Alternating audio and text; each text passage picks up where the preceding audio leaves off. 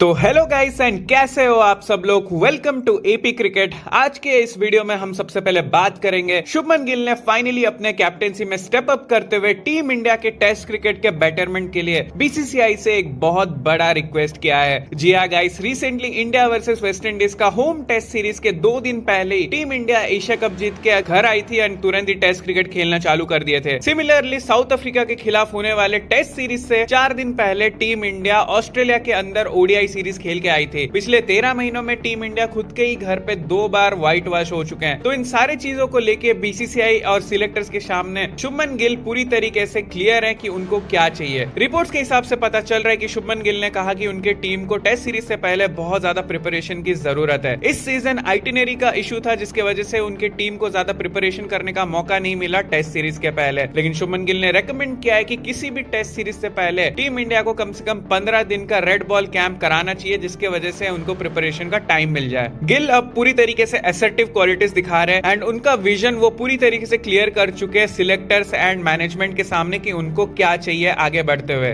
रोहित शर्मा के बाद जो टीम इंडिया एक स्ट्रॉन्ग कैप्टन ढूंढ रही थी, कहीं ना कहीं शुभमन गिल वो धीरे धीरे बनते जा रहे हैं। टेस्ट क्रिकेट की टीम और ओडीआई की टीम दोनों शुभमन गिल की है, तो ये उनका पूरा रिस्पॉन्सिबिलिटी बनता है। तो इसी वजह से शुभमन गिल का स्टेप अप करना एंड उनका विजन क्लियर करना टीम इंडिया के लिए बहुत ही इंपॉर्टेंट है। तो चलिए आगे बढ़ते और बात करेंगे। Former Indian cricketer Irfan Pathan ने ओडीआई क्रिकेट को लेकर एक इंपॉर्टेंट पॉइंट रेज किया है। जी हाँ गाइस, उनका मानना है कि विराट कोहली और रोहित शर्मा ने 50 ओवर फॉर्मेट को फिर से जिंदा कर दिया है। इरफान ने कहा है कि जब विराट कोहली और रोहित शर्मा ओडीआई क्रिकेट खेलते हैं तो ये फॉर्मेट ऑटोमेटिकली एक मस्ट वॉच इवेंट बन जाता है। T20 और टेस्ट से स्टेप अवे करने के बाद अब इन दोनों को ओडीआई अपीयरेंसेस में देखना लिमिटेड हो गया है, जिस वजह से हर ओडीआई मैच एक मार्की ओकेजन जैसा लगता है। उनके अकॉर्डिंग ये चीज ओडीआई क्रिकेट के फेवर में काम कर रही है। एक ऐसा टाइम था जब 50 ओवर फॉर्मेट की पॉपुलैरिटी धीरे धीरे कम होती जा रही थी। वहां विराट कोहली और रोहित शर्मा ने क्राउड और अटेंशन दोनों को वापस खींच लिया है। इस कॉन्टेक्स्ट में इरफान पठान ने एक लॉजिकल सवाल पूछा। उन्होंने कहा, मैं ये बात बार बार कहता हूं, जब इंटरेस्ट इतना बढ़ गया है तो 3 के बजाय 5 ओडीआई मैचेस क्यों नहीं हो सकते। इरफान ने यह भी सजेस्ट किया कि ट्रायंगुलर या क्वाड्रेंगुलर ओडीआई सीरीज को वापस लाने पर भी सोचना चाहिए। उनका कहना था कि जब आपके पास ऐसे प्लेयर्स हो जो सिर्फ एक ही फॉर्मेट में खेल रहे हो और फिर इतना ज्यादा इंपैक्ट भी क्रिएट कर रहे हो तो उन्हें ज्यादा अपॉर्चुनिटीज देनी चाहिए। इरफान पठान ने क्लियरली बोला कि आज अगर ओडीआई क्रिकेट को फिर से इतनी पॉपुलैरिटी मिल रही है तो उसका सबसे बड़ा क्रेडिट विराट कोहली और रोहित शर्मा को जाता है, क्योंकि ये सिर्फ खेल नहीं रहे हैं बल्कि परफॉर्म भी कर रहे हैं। वर्ल्ड कप अभी दूर है, उसकी प्लानिंग जरूर है, लेकिन इरफान का मानना है कि जितना ज्यादा हम इन दोनों को खेलते हुए देखेंगे उतना ही ये फॉर्मेट के लिए बेटर होगा। उन्होंने ये भी ऐड किया कि जब ये इंडिया के लिए नहीं खेल रहे हो तो डोमेस्टिक मैचेस में एक्टिव रहना चाहिए, क्योंकि ज्यादा क्रिकेट का मतलब है ज्यादा रिदम और ज्यादा इंपैक्ट। अब आपको क्या लगता है इस बारे में कमेंट करके बताना। तो अब बात करेंगे इंडिया और बांग्लादेश के बीच चल रहा क्रिकेटिंग टेंशन अब ज्यादा सीरियस होता जा रहा है। जी हाँ गाइस, जिसमें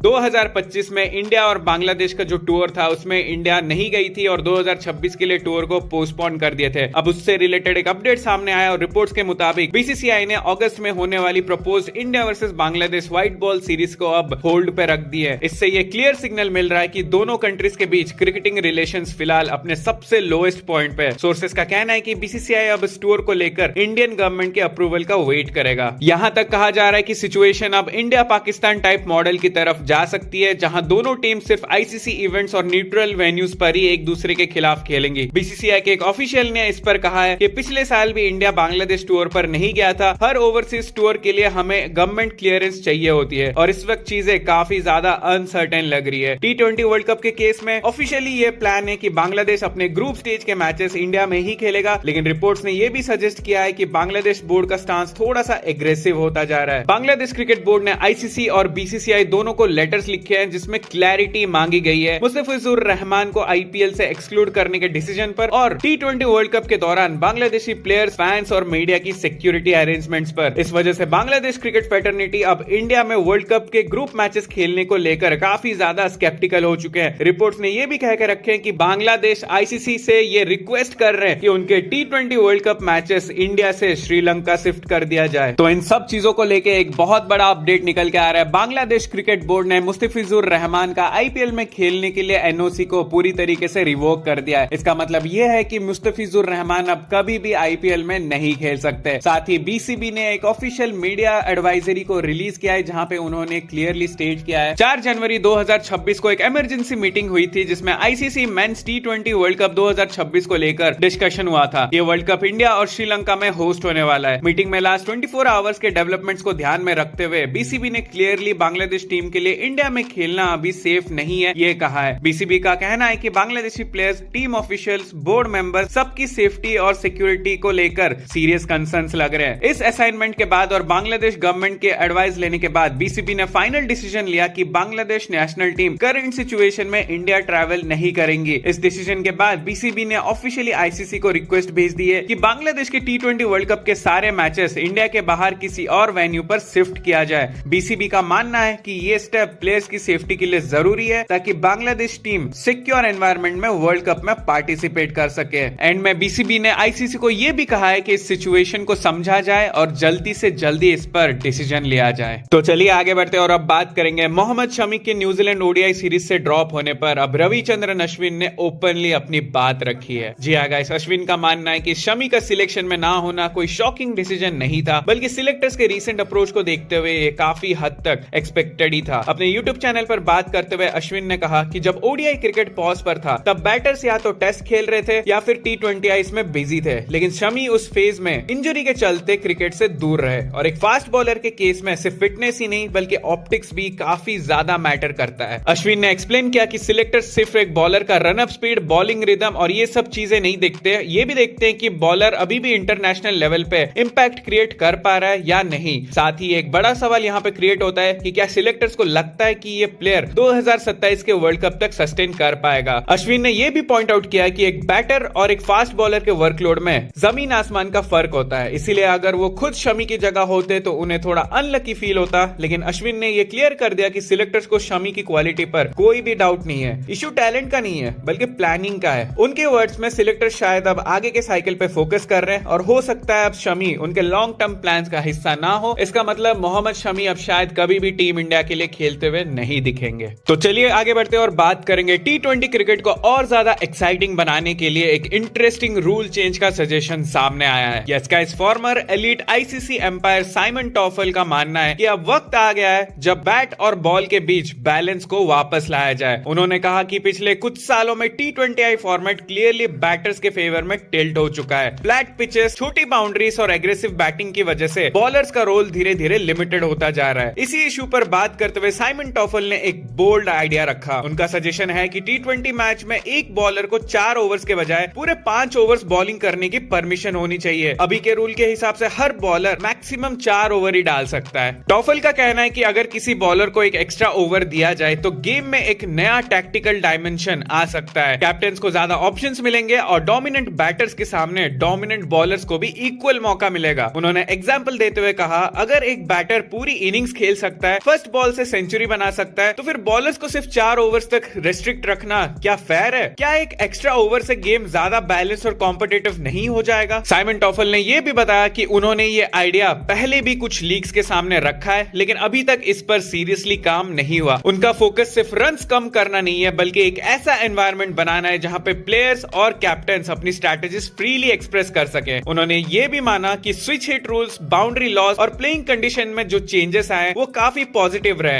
एथलेटिसिज्म बढ़ा है, स्कोरिंग रेट ऊपर गया और ये सब क्लियरली दिखता है। लेकिन साथ ही उनका ये कहना है कि चाहे लॉस ऑफ क्रिकेट हो या प्लेइंग कंडीशंस, बैट और बॉल के बैलेंस पर फोकस करना इक्वली जरूरी है। अब इसके ऊपर आपका क्या ओपिनियन है, कमेंट करके मुझे जरूर बताना।